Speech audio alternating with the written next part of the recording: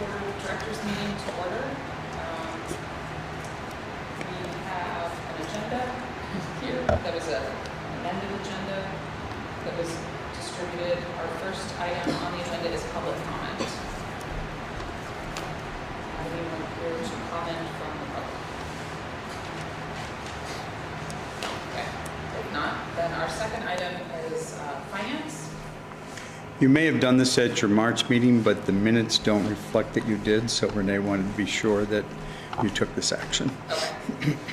So this would be a motion to authorize the chair / vice chair to approve off-cycle warrants. I do remember having a conversation. I thought we addressed it, but if we could have a motion. Okay. Do we have a second? Any discussion? All those in favor? Aye. Aye. Great. Our second item is an executive session. 1 VSA 313. Appointment of or employment evaluation of a public officer or employee, provided that the public body shall make a final decision to hire or appoint a public officer or employee in open meeting and shall explain the reasons for the final decision during the open meeting.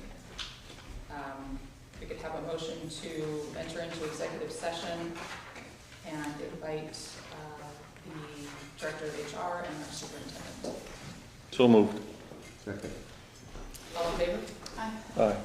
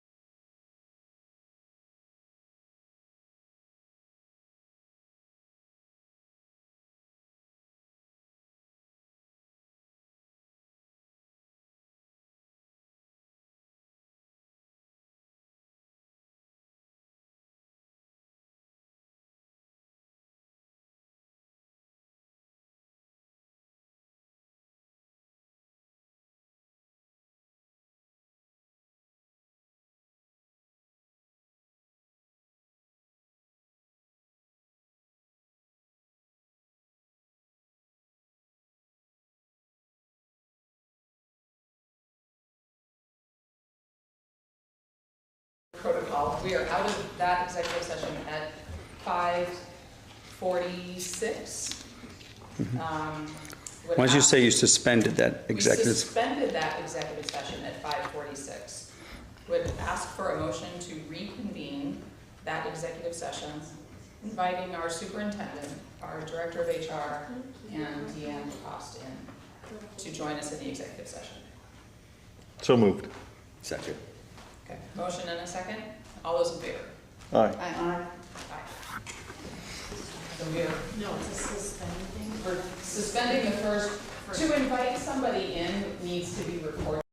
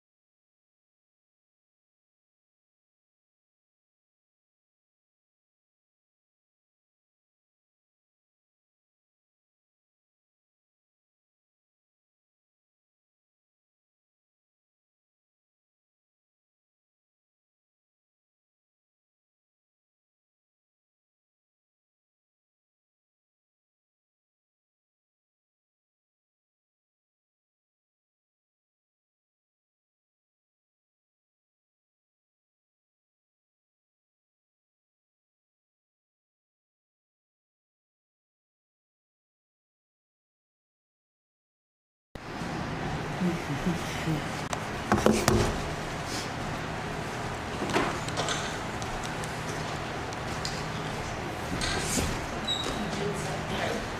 now out of executive session at 6:10 PM. With no action to be taken in this meeting from that executive session. Moving on our agenda, we have item 4, which is the report of the principals. Great. We've had a lot happening since our last meeting. It's probably one of the busiest months of the year. We had our prom. We had over 80 participants at our prom this year.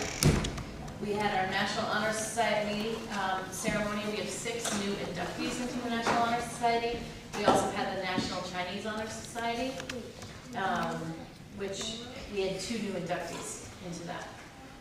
And thank you to the West Mountain Inn. They do a great job. They host both of those Honor Society events for us. And they do a great job. And the prom. And the prom this year, that's right. Our marching band was in the Memorial Day Parade. We had both senior night for baseball and for softball. Instrumental concert. We also hosted the track and field championship as we've done in the past. We used the Manchester Rec Center. It was a great day. We walked away with 14 state championships and 11 people getting those 14. So one was a 4x relay. So great there. We had our yearbook presentation, and this year's dedication was to Miss Watts, who is retiring, and Mr. Ashman was the appreciation. We had our choral concert, senior trip, went off very well. Thank you to our advisors, they did a great job. The students spent the day at Six Flags in Agawam. Our Burlington Jazz Festival, if anybody looks on Channel 5 News, you can see our students performing at the Jazz Festival. And then with graduation coming up, we had practice, and we also do the hallway hooray through Fisher. We had graduation, we had 37 graduates. We had more awards than we've had in years, 2 full pages of awards. And this year we gave out for the first time, we gave out the Crowfoot Memorial Scholarship to 4 recipients, each getting $6,000 for 4 years. So $24,000 in their college career. And we participated in dance fly-up. So the 5th graders fly up to 6th grade. They did that. They spent some time with Mr. Howe and Ms. McClough, and then we gave them a tour around the school. They were in the middle school during passing time and in the high school during passing time. Both terrifying 5th graders. Although it was very comforting, as it always is, and it always is a reminder that so many of our 5th graders know, our community is so tight, they know the athletes from the middle school, or they go to the soccer games, and so there was very cool, like, juniors and sophomores high-fiving 5th graders, and middle schoolers picking on their younger siblings. So it was great. So we're to today, where we had our middle school election, big event. We had a canine visit from the Bennington Sheriff's Department, and we had our awards ceremony for all of our academic awards and athletic awards. Tomorrow's field day and new dismissal. So busy month, and really great celebrations over the last month. Any questions? Thank you. We are also very busy. I'm exhausted today. I told the kids today I'm too old for field day. That's what you were roughing. But we have hosted a meet and greet for our new incoming pre-K students in May 22nd, where they got to see all 3 rooms and meet all of the staff in those rooms on our half day. We had our spring concert on May 23rd. We have completed all of our end of the year assessments, so we're at least able to track the students over the course of the year and give some suggestions for summer suggestions, and then just accolades to those who did really well this year. We hosted the hallway hooray for the class of 24, and as Sarah said, we participated in the fly-up day. So kindergarten went to 1st grade and on up through, and so the kids were very excited, and there were a few classes who sort of did dress up day so that they could make a good impression on their next year's teacher, which was a bunch of fun. Today we had field day, as I said. We also had our ice cream and dance party, so thank you to Mr. Niffen for our dance party, and thank you to Wagging Tails for our ice cream treats this afternoon. And we seemingly have had a ton of field trips between the last time we met and this time. Our 5th grade has gone to Starbase, Adirondack Extreme. They did a game day at the rec park. Grade 4 went to the escape room, to the courthouse, did a few river trips. Grade 3 did their zoo trip and went to 802 Golf Academy. That's grade 3. Grade 2 went to Berkshire Museum, Wonder Feet, and Hildene. Grade 1 went to North Meadow Farm and the Bennington Museum. And kindergarten went to Hildene for just a few of our end of the year.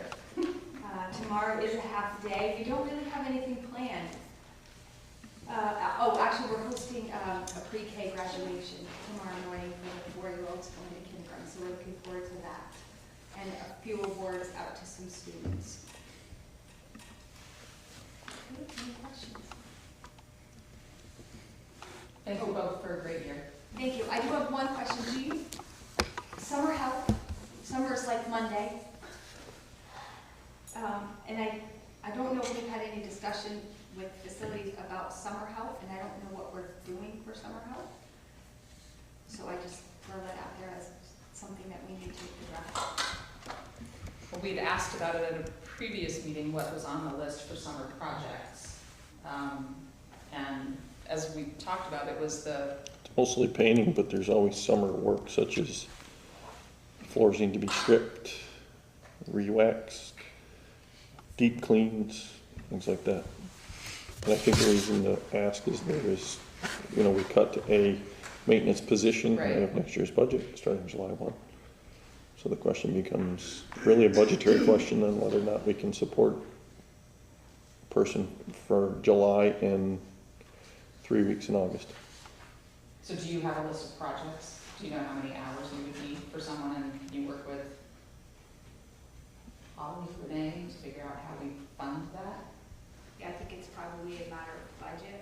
I mean, I don't necessarily know. I mean, I think I could ask Jamie what the plan is. Yeah. What the project plan is. Yeah. Okay. I think in the past we've hired someone for 40 hours a week for whatever it is, 6 weeks, 7 weeks. So. Do you have current staff that's interested in working for the summer? So I do. So we have the 4-hour person who was looking to work full time, but I was very clear with that person that 4-hour time ended on June 30th. So we have that person until June 30th. So if it was that person, then we could look at July and August, so 6 weeks. Yeah. So. I think the big question is for Renee. Yeah, because I used to do over here. Mm-hmm. Yep. So it's whether or not we got money in the budget. So Renee will be hearing from you tomorrow.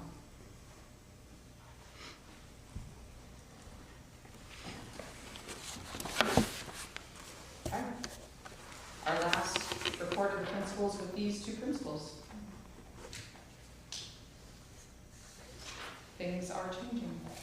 Thank you both for, I've said this before, everything that you have done to work together, the changes that have been made to create a real pre-K-12 system, the collaboration that you have has had such a significant impact on our school community, so thank you both.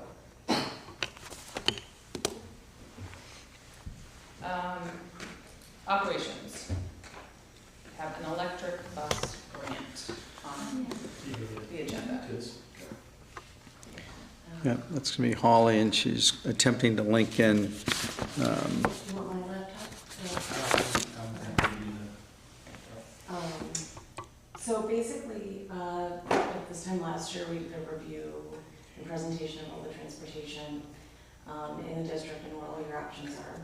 And so we've been working with a consultant that we procured through, and I think I told you this last time, we got a prize from the Department of Energy. So that was a cost neutral. I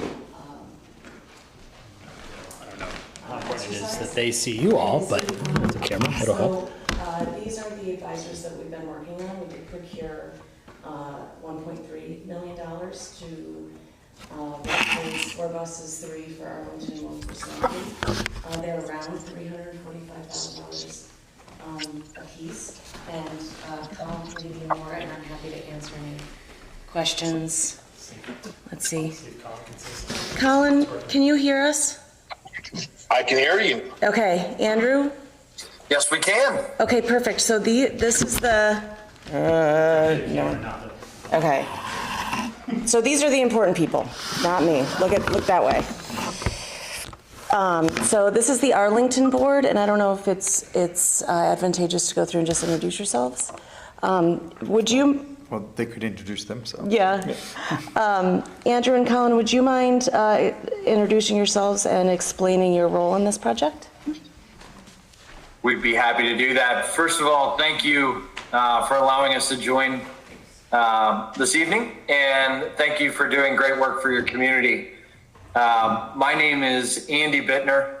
I'm the CEO of Guaranteed Community Advisors, and our specialty is working with communities making the changes to sustainable infrastructure.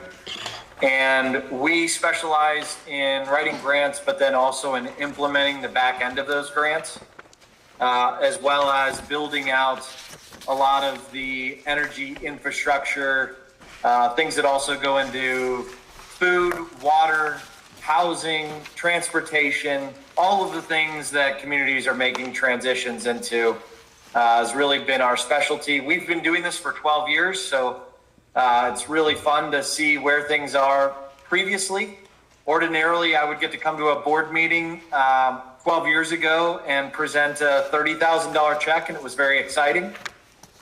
Tonight, we get to produce something in the 7 digits, which is tremendously wonderful. And an instrumental part of that process was Colin Bittner, who's our head of engineering, and who also specifically helped write the grant on this project and has facilitated many EV processes in the past. So I'll turn it over to Colin. Good afternoon, everyone. It's great to be here. My name is Colin Bittner, and I was the boots on the ground from our standpoint. Been on site, talked with all of the staff at all of the SVSU schools, specifically Arlington. I'm just really excited to work, see how we can provide clean electric school buses to the communities and help you guys in any way possible.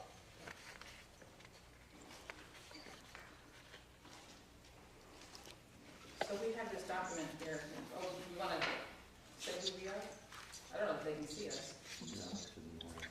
We're 5 people here. We can kind of see you. We're used to this, so it's okay on our Well, end. we're asking the board that going to have to, whether you're going to accept this grant. And so they're here to answer any questions that you may have. I met with them last week with Holly. Some of the questions that I had, this is Superintendent Jim Culkeen speaking. The questions I had is, does this cover all expenses? Are there any expenses that we have to contribute? Does it include the infrastructure?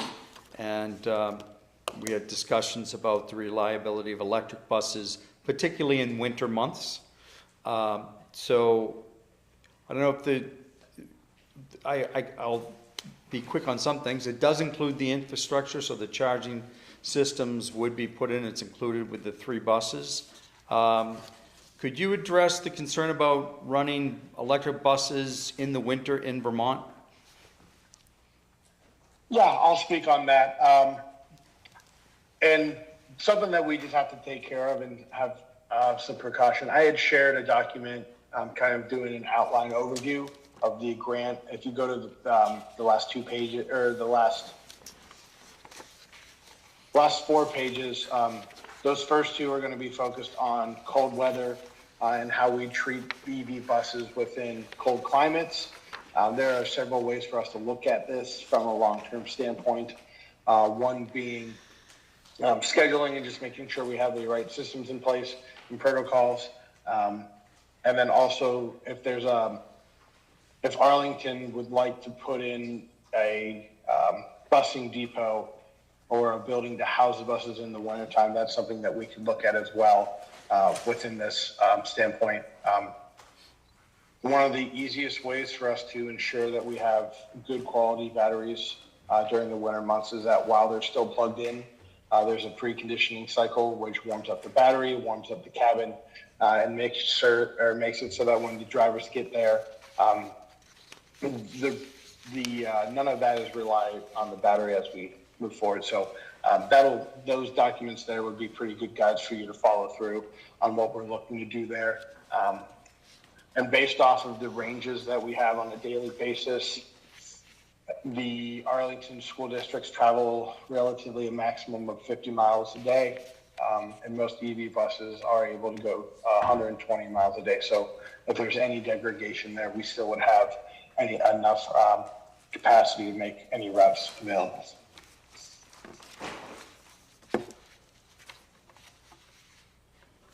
So having just received this document tonight, can someone give us a big picture overview? This looks like it's fully funding 4 buses. Yeah, so I wanted to make sure that we're providing all your options, right? So do you want to continue providing our transportation? Like if no, then we can talk about contracting with Dufour. If yes, right, we can look at this opportunity to pay for essentially a new fleet and also retain the diesel bus so that if you have concerns about range, we can still get to Burlington. We can still do all the field trips that the principals were telling us about without having to worry about the electric vehicle range.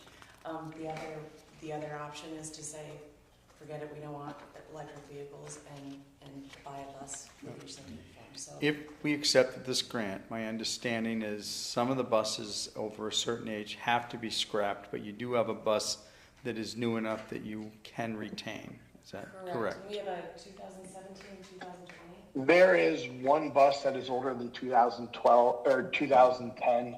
That bus must be scrapped. It was the Sandgate bus. Any of the Arlington buses are able to be scrapped, donated, or sold.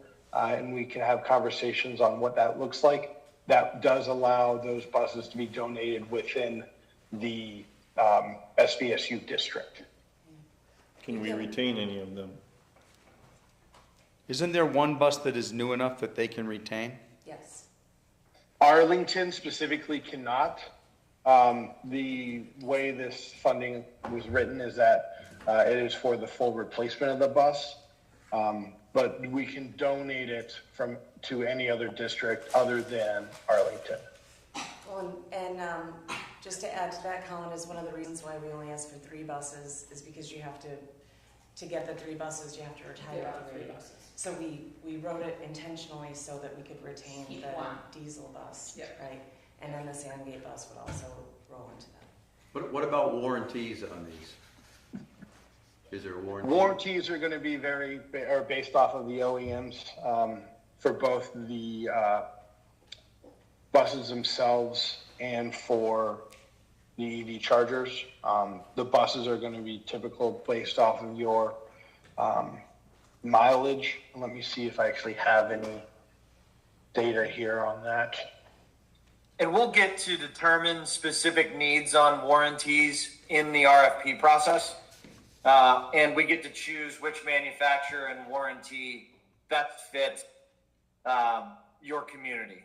So fortunately, we don't have to make any of those decisions on which bus or anything yet. This process really just allows us to then go through the selection process and get into the details around the exact specs that we want to see for your community. So if we decide to go with this, how long before this is, the process is ready to go, and everything's installed and they're usable? So the deadline to submit our payment request which means we need to have the RFPs completed. We need to have all of the selection process done isn't until November 29th. So we have a long time to make sure that we get the right specifications and everything built and processed and delivered. And then we can start to receive money sooner. The sooner you get in line, the sooner you get payment. But you have literally all the way until May 29th of 2026 to select the buses and have everything installed and put everything into working order. So we've got a long time to play with. Most communities want to get it rolling sooner than later because the EVs do operate at lower expense, but very flexible on timeframes.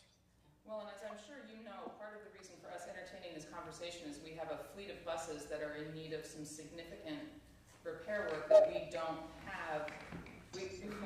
We're trying to decide if we keep them limping along or if we replace them. So if this is a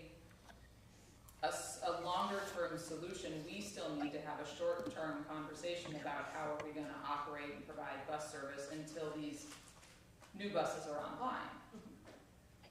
Yeah, very important point. So, Colin, do you mind sharing? The only thing we can tell you guys from experience is that having won and processed many of these last year, the process does take several months. Yeah. So, Colin, what is the expectation for this go-around that you can share? Regarding this funding opportunity, as Andy had stated, our PO is due on November 29th of 2024. For the time frame after that, we have to be done no later than May 29, 2026. If we are to plan this out accordingly, I would assume that we would be able to have the installation in place come the summer of 2025 with the delivery of the buses prior to the start of the 2025 school year. So when you say we gotta get rid of the buses we got, that's just because they're old. If we bought a new bus, say this year, we wouldn't have to get rid of that, right? Correct. You are not, any purchase of a vehicle from this point on, you guys are not, there's not going to be anything that will restrict you. The only thing that I do have to emphasize is with this funding opportunity, the EV buses must serve the district for at least 5 years. And then after that 5-year period, the district has full range of doing whatever they would like with those vehicles. But if we accept this for 3 buses, we have to retire 3 buses. We can either sell them, donate them, or scrap them. And selling doesn't make a lot of sense because whatever we sell them for, we have to give back to the EPA. So we were kicking around opportunities like to Southwest Tech, do we donate them so they can learn to work on the engines and the brakes and that kind of stuff. What about maintenance? Don't know too many electric bus maintenance places in Bennington County or even close by. Part of this maintenance or anything of the training standpoint, that'll be part of our RFP on a scope of work as per the project requirements. We can look to incorporate some type of program where it comes to EV tech within your Virginia or within the SVSU tech school at the high school. That is one option we have on the long-term future. For any short-term standpoints, both South Arlington schools, South Burlington schools currently has an existing fleet of EV buses. And they actually were awarded additional funding for more EV buses this year. They'd be able to have us make sure that we have reliable maintenance for those buses if that comes up. Most of the maintenance for EV buses is going to be on tires. There is no oil. There is no transmission fluids you really have to check. You're just looking at tires, windshield wiper fluid, brake fluid. Most of the other stuff is a lot less maintenance from that standpoint. I think I was a little more concerned about what if one breaks down? How long are we down a bus? There are a lot of different ways that we can discuss that.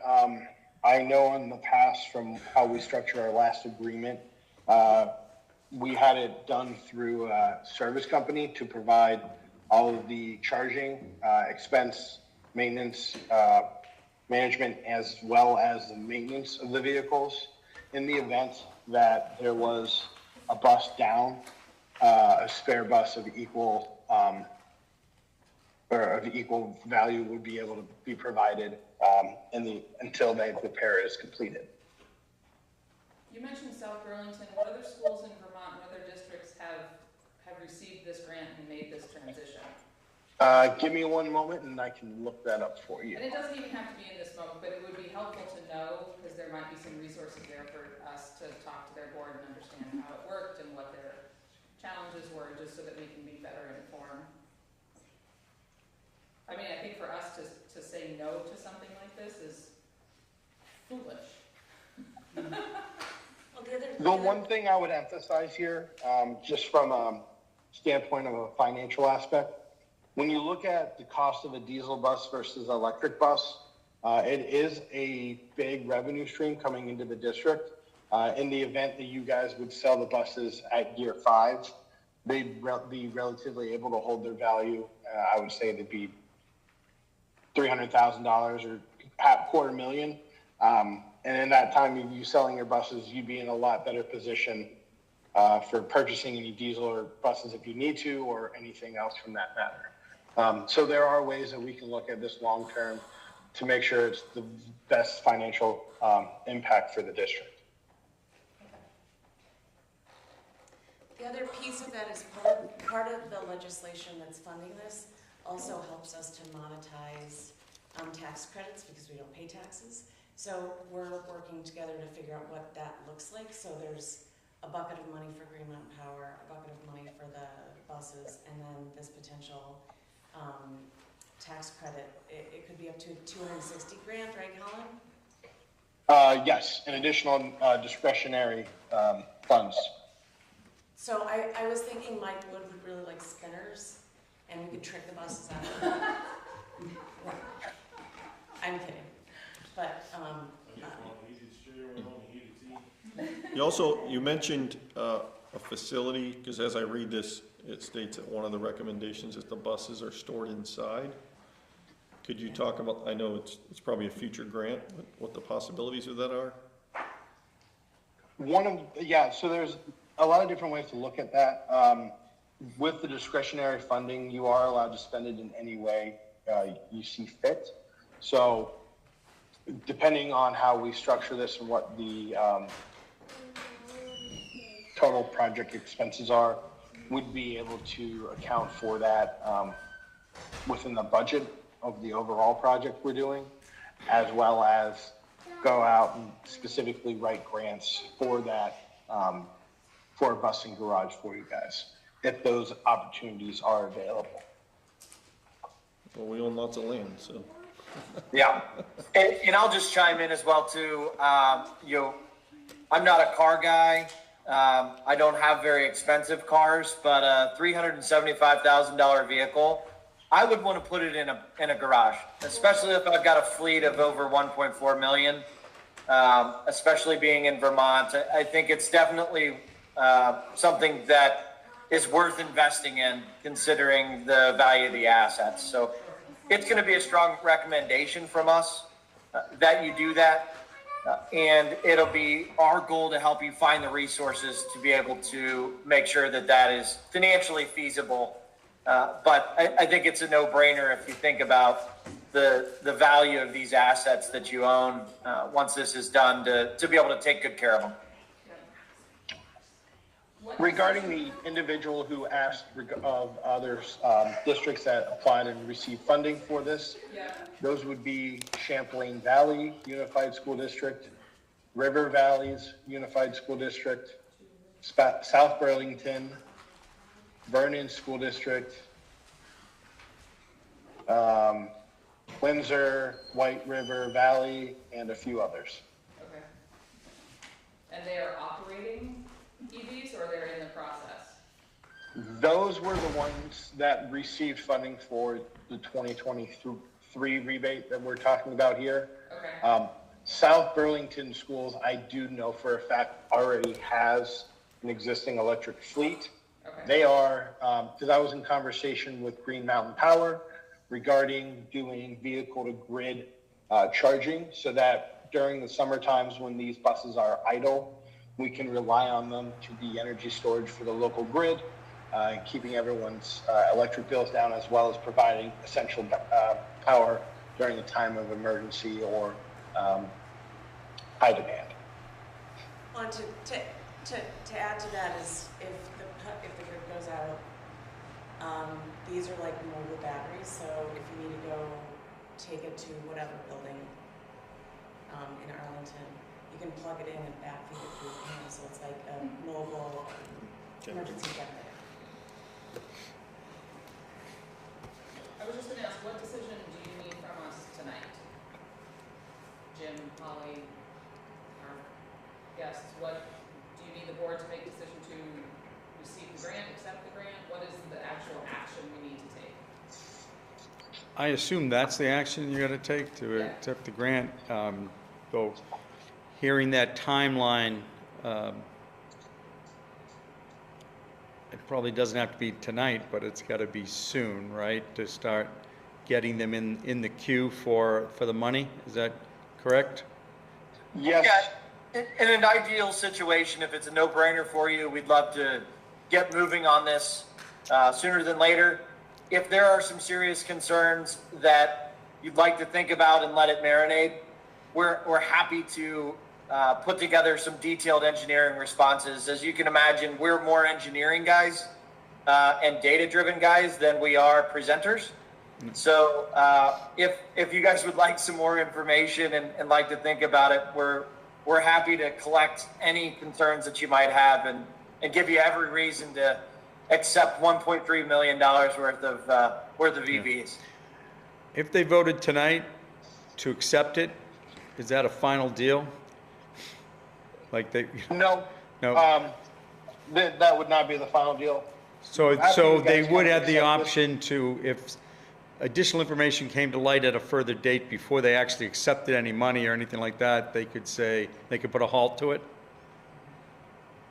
Yes, absolutely. You're really not even fully locked in until we complete the RFPs and submit everything on the back half to the EPA. Okay. So you'll sign an official form right before, once we've completed the RFP process and gone through a pretty rigorous application process that we handle on your behalf. You'll have basically several months before that part of the process is complete. What I would like to add is I would very much appreciate the green light to move forward. Well, that's would be my, Yeah, with that but- caveat that they yeah. can Yep, they can. pause. still put a pause to it, then with the amount of money that we're talking about, and as Nicole said, it would be almost not This is- yeah, whatever your quote well, was, yeah. but I guess that my thinking is that this legislation was awarded to provide about 8,000 buses. So I would much rather get on the front end of all those orders rather than the back end, knowing that there'll be delivery delays.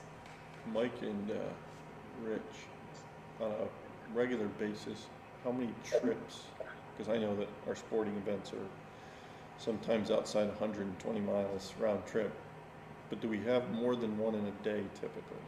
That would be that far. So like, Okay. Yeah, I think as part of this process, we have to figure Right. out the practical Yeah. wouldn't application. be every day, but you, like a couple weeks ago, we had a customer Proctor and one home. Yeah. Well, I'm getting there, but No, I mean, What did he say, 120 miles? yeah, which I think is. 120 is going to be your base range. There are buses that do go up to 210, and that would be that manufacturer's IC buses, Navstar.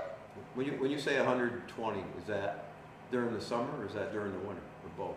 That's their nameplate mileage. So that would be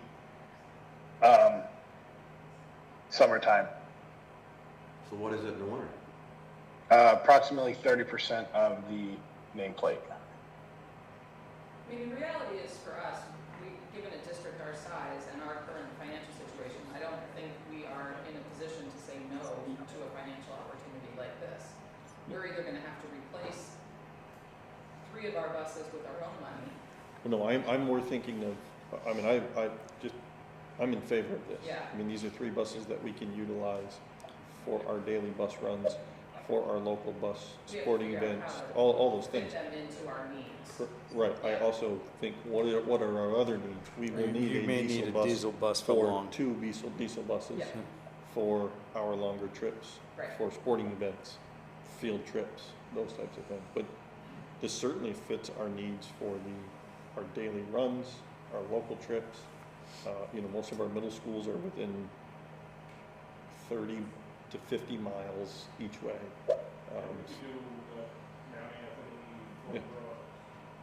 Fort Most of your Rutland schools, We could probably scoot to Rutland, yep, anything down that slope. yep. Unless if you could find a charging station when you get to Rutland. We I make a can motion we accept this. provide a map to show where all of the known charging stations are in Vermont. There aren't very many in your guys' area at the moment, but if you go up north in Burlington, they do have several more. So we have a motion from a board member to accept, I don't know what the right language is, but is it to accept the grant? Is it to, That's good. EPA Clean School Bus Grant? yeah, I would phrase it as the EPA Clean School Bus rebate Okay. to proceed forward with the RFP process to submit PO. okay, so we would have a motion to accept the EPA Clean School Bus rebate and enter into the RFP process for, as presented. Do we have a second? Since we had our discussion first, do we have any further discussion? The only thing I would ask is let the Buildings and Grounds Subcommittee meet with our Transportation Department to make sure that we also meet our other needs with diesel buses. But that's it. Okay. All those in favor? Aye. Thank you, Holly, and thank you both very much. I mean, this opportunity for, like I said, for a school like ours to not only have an impact on our environmental footprint, but also to provide transportation for our students is a significant and wonderful situation to find ourselves in, so thank you. I would also say that, from my perspective, I would welcome any opportunity for bus building to store these buses in. I think it will improve the longevity of our entire fleet, and also make them more reliable in the wintertime. Okay, Okay, so that was one decision. We still have Yes. additional transportation discussions. Do we Yep, want to say goodbye? that's, yeah, goodbye to them. Okay. Thank you, All right. gentlemen. Thank you both. Thank you. thank you, friends. Thank you. Congratulations, everybody. Bye. So, I'm sorry I couldn't bring more than 1.3 million, next time I'll do better. So what we need to decide tonight, though, is, I mean, the timing of this isn't gonna solve our immediate needs, and we have immediate needs. Yes. So what decisions do we need to be making about reliable transportation? Yeah, and mine came to offer some of his opinions. So a couple of different things, like 36% of your overall expenditures in Arlington for transportation are for Southwest Tech.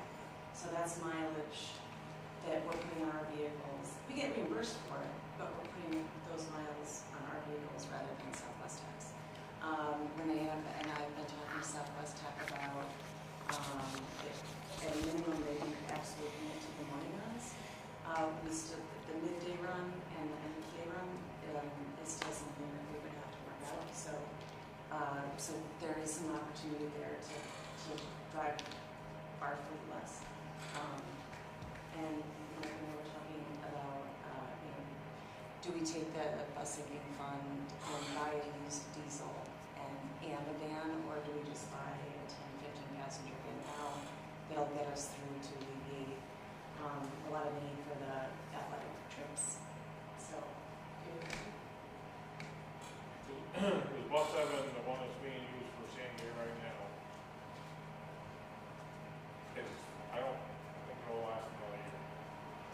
It's, I mean, from my perspective, when I came in here, what I anticipated was you were gonna be asking us to buy a full-size bus.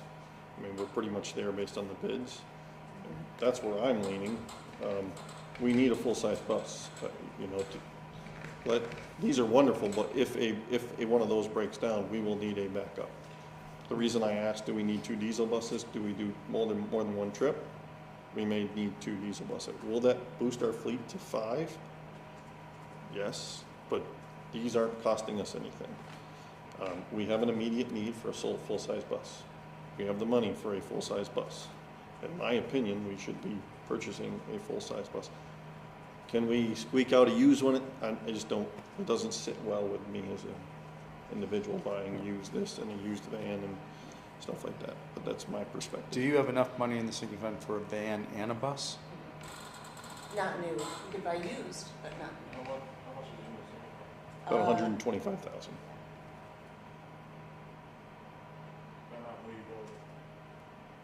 Yeah, I think the bids were right around. Right around 125, Yeah. for everything we wanted with the diesel.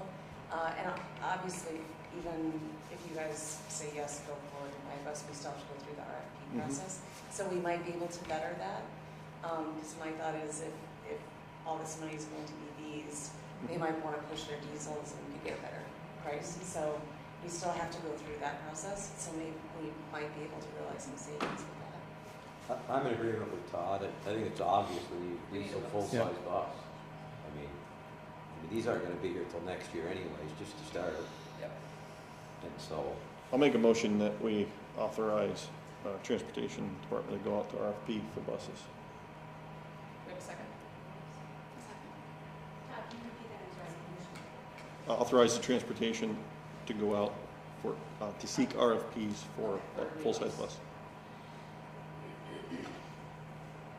And I would say if it comes in that we can afford both, then maybe we get lucky, but I know we need a full-size bus. Great, motion and a second. All those in favor? Uh, Aye. So here's a question I have. We probably can't get rid of the old bus until this grant, because you're gonna need it to offset, Swap it out. yeah. So there can't be a trade into this, and we're gonna have to store, if we get a new bus, bus number 4 is gonna have, because Sandgate has to scrap a bus. They gotta vote tomorrow night, Sandgate's meeting is tomorrow night about, they have to do the same thing, so just caution, remember we can't get rid of it yet. Or Do you'll they be have- scrapping your new bus. Do they have an operational bus right now? Does Sandgate have it? No. So are we using Arlington bus to cover the Sandgate runs? Sandgate compensating us for running our bus to cover their, I asked that question to Renee, and she's far smarter than I am, and described how all of that all gets divvied out. So I'm happy to get a more detailed answer, but the short answer is yes, everyone's being charged back. okay. My understanding is it is all under the SU now, Yes, yeah. so it's all in the assessment. And Right. the assessment back to Sandgate. The other question on the Southwest Tech, if Southwest Tech is willing to and able to provide transportation, not only would it be good to consider that for here, but I know that, Southwest Tech serves all of Bennington County. We've got schools and students further north that have a hard time accessing Southwest Tech because of distance and transportation. So if we could be a conduit to help encourage Southwest Tech to provide transportation so that there isn't a barrier to access, Yeah. There's been very productive conversations with them about them. that'd be great. Because I'm not they saying. certainly don't want to lose getting the students there. Yeah, I'm not gonna say it's true today, but we did that in the past, and it was actually more expensive for us to contract with Yeah, them. we would have Yeah. to. It could completely have Yeah, changed. the I don't know what changed, but basically, it doesn't matter if we pay the expense or if Southwest Tech pays the expense, the state reimburses either way. Yeah. My only other concern would be that's money out of our bus drivers' pockets. I mean, I know it's wear and tear on our vehicles, but the reason we have full-time committed bus drivers is they have the ability to make money, because they don't get paid necessarily by the hour, they get paid by the run, so that's my other Lots of concern. factors. Yeah. And we never know how many kids are going. Okay. Have we made the decisions you needed us to make Yes, tonight? thank you very much. Okay. I have really good homework. Thank you. So thank you. I'm gonna, Thank you. Thank you. thank you. So the next item is our consent agenda, which is minutes from May 8th, May 28th, warrants that were posted, no retirements, no leaves of absence, no resignations. We do have a nomination for James Ashman, filling the position of the English teacher that is being vacated by Luke Krieger. The details of the nomination were in our packet, so I'd be looking for a motion to accept the consent agenda as it was presented. So move. Okay, there's a motion and a second. Any discussion? I have one. I asked, I guess, to Jim. When somebody goes out and leaves like that, do they come back to where they were before, or do they gain the years that they've been out on the pay scale? It's their total employment, so yeah. I don't know where the individual is. Mr. Director of HR, did you hear that question? Yeah, typically, I mean, for the contract, we're granting years of education experience. Yeah. So this would be teaching years plus the years of use. Even with a new hire, that would count. If the experience has been unrelated to education, they've left to go on and work in fewer resources and then come back to education.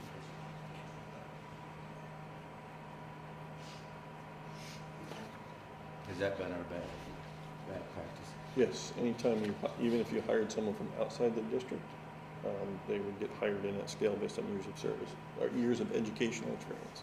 So Tim Stewart, when he left and came back, he went. He didn't get a sick days Well, I can't talk about Tim Stewart specifically because that's a personnel issue, Yeah. but I'll be happy to answer that when we're not in public session.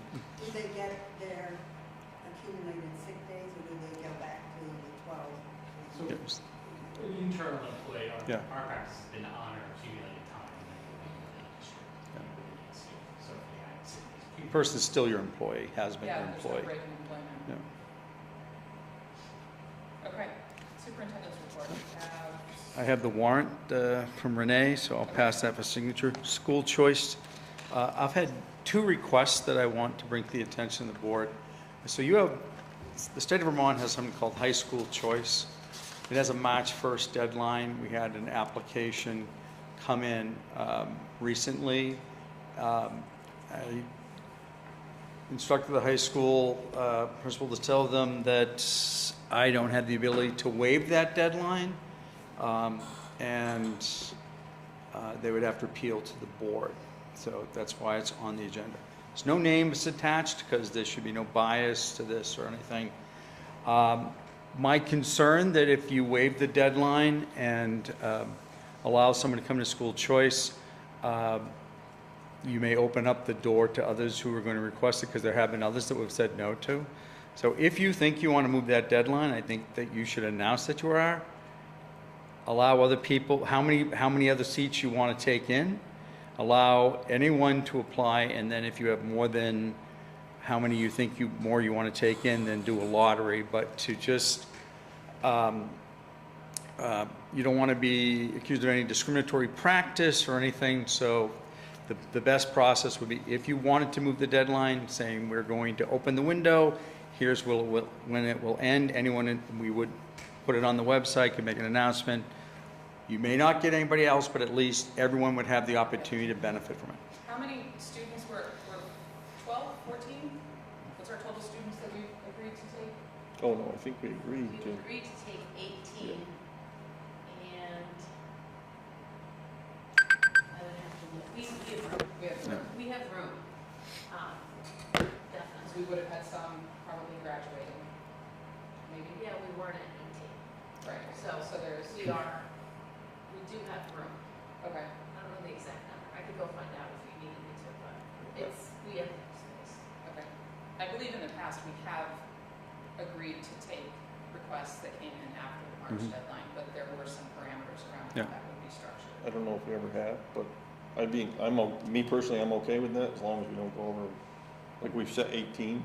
Yeah. I think we should stick with 18. Yeah, I mean, not that I always welcome kids and we can always increase that number, but we voted and set it at 18. So if we have space, I'd be okay with whether it's a lottery or reopening, however. Yeah. I mean, if you, we can verify what the number is, and as long as it doesn't exceed 18 versus how many people apply, then it would not be necessary. But you should open it, if you're going to open it up to everybody, as we are a public institution. Yep. So the board would, I would ask that the board wants to open up. We still Sorry, were need to you set raising a your hand date. with a comment? Yeah. In working with Mr. Polkine and Tim Payne, the Mount Anthony principal, we had conversations about the importance of the deadline. And if you were to open it up again, opening it up for like a 2-week window and then closing it, because we don't want students to be saying here, like, fine, I don't like it here, I'm just gonna go through school choice to Mount Anthony in like September 3rd. So the importance of the sticking to a deadline. Is the plan. Yeah. And Tim and I felt when we revisited the school choice, we felt like the deadline was really important. 'Cause We the had deadline got a little that- wishy during COVID, but other than that, we've tried to stick to the deadline. But I have had additional inquiries other than I think what Mr. Polkine has had. So I would think it would be important to set like a 2 or 3 week spot with a deadline and then publicize it to let people know that there was an open window. So July 5th would put us at 3 weeks. And a couple of days. So we can say that there's a July 5th deadline, I'd say the end of the month. It's the end of June. That's the end of our June fiscal year, 30th. that's every. Yeah. I'm fine with that. I'll make a motion to open the school choice not to exceed 18 students and only open until June 30th. Second. Okay. Just for point of clarification, this is school choice between public high schools. Public high schools, yes. That's it. As part of the Vermont High School Choice Program.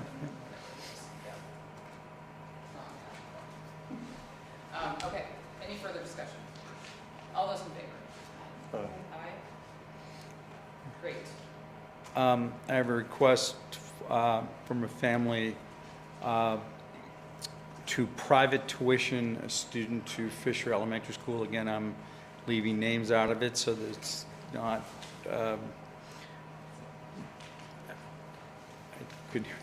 so I don't know what the board, if you're, have you accept, this is from a operating school district. It's not like from North Bennington or Sandgate, non-operating, which always sends tuition-based students. It's something from an operating school district that private pay, parental pay to Fisher Elementary School. And I said I'd bring that to the board, but they wish to entertain to accept that. Do we have the latitude to decline that? Yes. Tuition students, yeah. Anybody who pays tuition, we have the latitude to decline.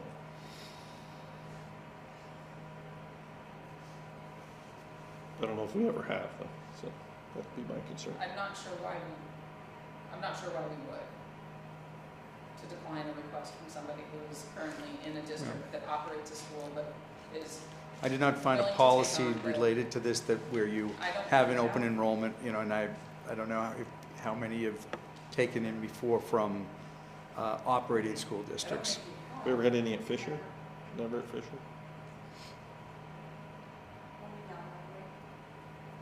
And again, I would caution that if you're going to do that, you should open it up to set a number of how many you would accept based on the principal's guidance, and it could be by grade level. I don't know. You could be full of certain grade levels. There's a lot of balls that could be rolling on this. There are a lot of factors in that, if our upper grades are in high numbers. I don't know of this Yeah. situation, so I can't even tell you what grade level it is. Would it be I appropriate to, think this one is 7th grade, middle school. No, I have one for Fisher Elementary. would it be appropriate to ask the principal and the superintendent to come up with guidelines? Yeah, Yeah, I think we I- need some structure around Yeah. this. I'll correct myself. It could be 7th grade too. It could be 2 different families, yeah. I am trying to distant name family, Yep. whether they're, So in the- whether they're on an IP, whether, you know, we can't ask any of that. In the past, when we've addressed, not I mean, different, but similar in a sense, pre-K students. So we had pre-K, we put some structure around that, how many students, and then we would make the decision annually, how many slots we had that we could open up. So maybe there's some guidance there that we can use for developing a practice for how we would address. I'd ask the principals to come up with guidelines. Yeah. I mean, I don't know, like, Deanne could say, you know, the max I want in a 6th grade classroom, and I'm just gonna use numbers, is 25. So she may say, I don't want any more than 25 in a 6th grade classroom. So if we've reached that number, then we're not going to allow a tuition student in. Those types of guidelines I'm looking for, Yeah, I guess. You know, I'd hate to say, yeah, we'll take them, and then 5 apply, and now all of a sudden you have a classroom size of 30. You know, that could raise us to needing more teachers and things like that, so. Yeah. And I'd ask the same. Yeah, it's only financially beneficial if you have an open seat. Right. You don't want to have to hire additional personnel because you're taking tuition students in. I mean, I welcome all students, but I want to make sure we're following, we're protecting ourselves too. Right. So do we need a decision tonight on this one student, or can we ask? No, I mean, the answer is no until we have guidelines of, you know, I can meet with the principals with more specific who we're talking about and who the request came from. Okay. Yeah. I mean, I think it is the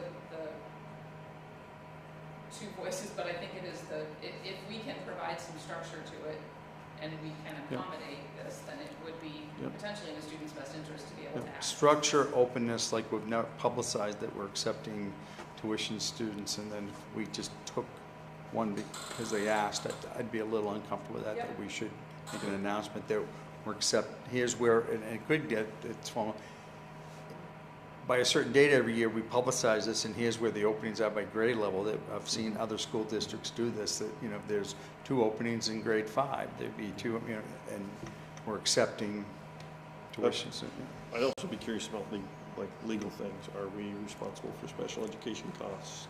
Those types of things. Yeah, my assumption is yes, you would be. Yeah, so I mean, if you're charging tuition, and I'll just use a number, $15,000, but a student is really costing you $90,000 to educate, which is not outside the realm of possibilities. That's a burden on us as taxpayers. So those are just questions. But I'll clarify that with Dana, that would the so-called sending community be required to pay any extraordinary costs, or is it all the burden on the accepting school district? But I'll specifically ask that question. So I don't think you can make an answer on this tonight, other than give us instructions to see if it's possible. Okay. And I think it's a helpful conversation, although the circumstances would be different, but I think it's really important for us to start a conversation about accepting tuition students from school choice communities. I think we need to be making more of a concerted effort to clarify what communities are school choice, what communities can choose to send their students here, because we have kind of paused that. And so maybe this starts that conversation of us getting back into.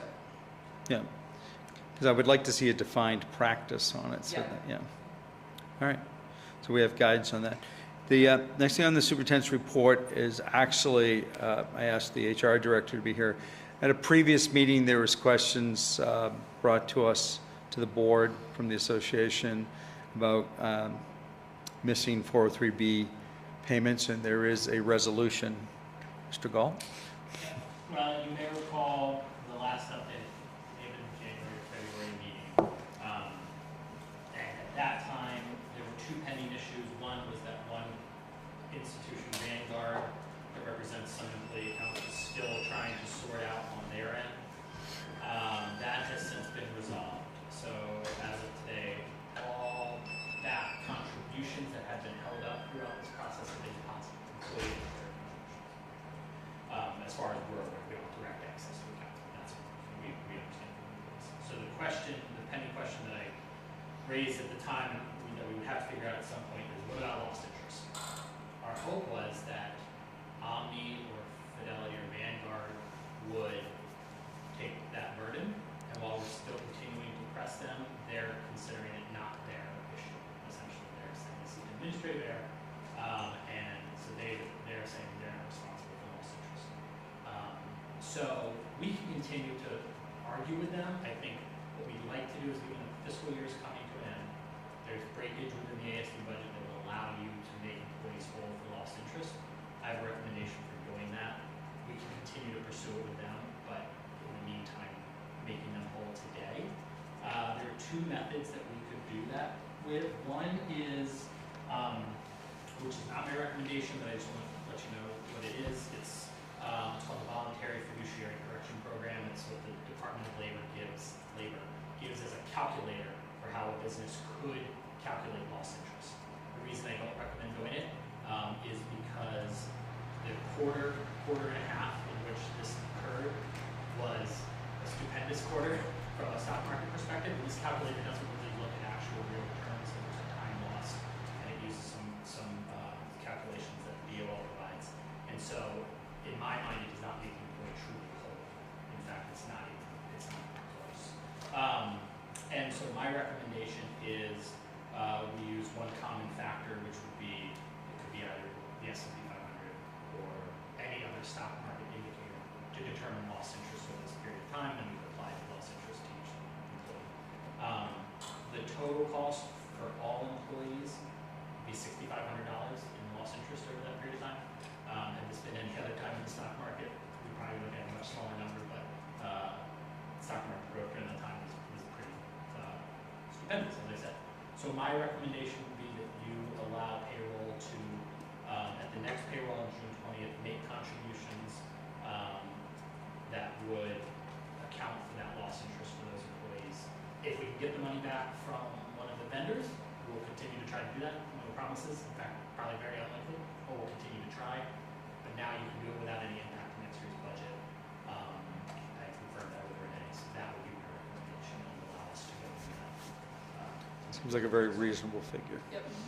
When you said We would share that with administrative, individual employees. when you said administrative error, is that their administration So or ours? they're calling it administrative error. And when I go back to their original quote, when they said, this will, quote, not be treated as a transaction, so there will be no fees or taxes or penalties applied to your funds. That they were treating this as an administrative error. It was our understanding that they meant their error. It is their error. It's our error. In reality, if you recall the early conversations, we had assurances from Omni that this would all be done by them, that employees wouldn't even have to fill out a form, that all this would happen seamlessly in the background. And as we found, it was just not, that was not the case. So, I don't believe that an error was made on any one personnel's part in this. I think it was an issue of moving from vendor to vendor, consolidating of the district, and on the back end, they just couldn't handle it from their infrastructure perspective, which shocks me, and somebody has to bear the cost, but I don't think there was any negligence on this part throughout the process, either before the merger, after, or during the transaction. So. Well, and if the process brought to light something in the procedure that needs to be addressed, should we ever encounter something like this, again, now we know. I think the only thing we could have done differently is there was no issue at all with BVSU employees who went into the SU as the Arlington employees.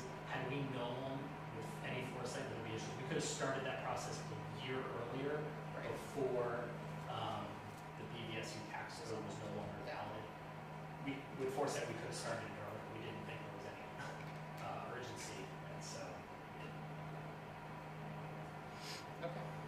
So I entertain a motion to take the recommendation of the Director of HR to cover the $6,500 in lost interest as presented. Brian, is that why you're here? No, I'm happy to hear it. Was there a move? I didn't hear that. Jessica made a motion. Second. Todd second. For the 403B. I didn't mean to wake you, Brian. I didn't mean to wake you up. All employees. Okay, not per person.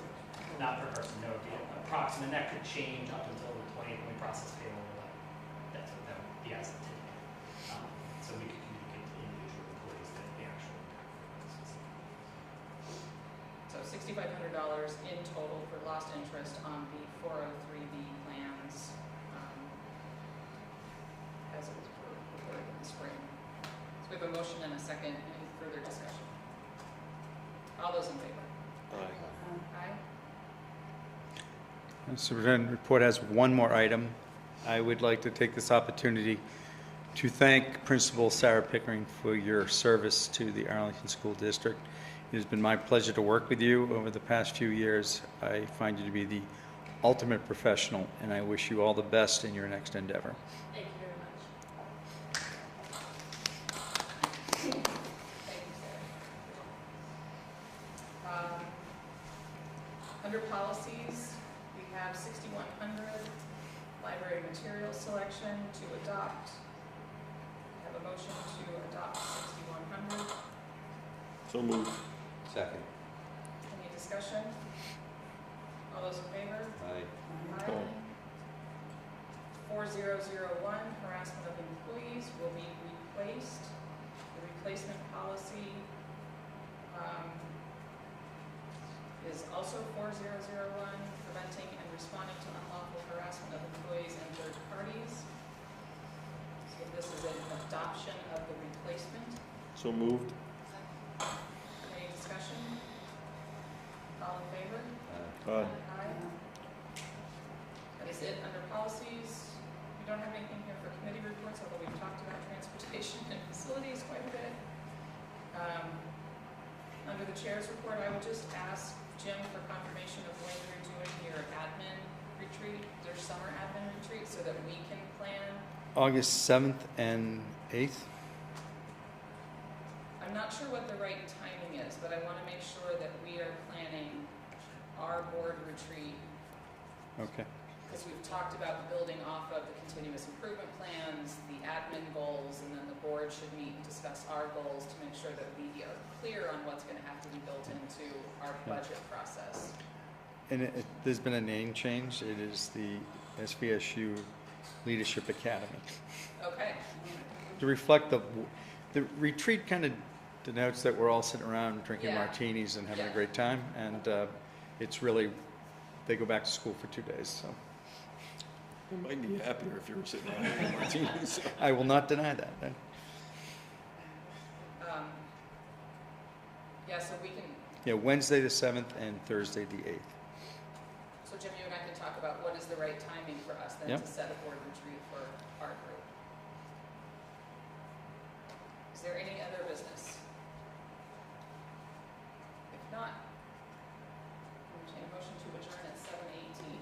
And you are going to have a special meeting Monday the 17th at 5 p.m. Oh, yes, our next meeting will be a special meeting on Monday at 5 p.m. Here, that's February. Monday the 17th. Here, yes. Deanna, are you coming to that meeting? Just because I'm asking if you can't get in with the building. I will. I'll be. You're gonna come? Okay. never mind. Okay. Motion to adjourn.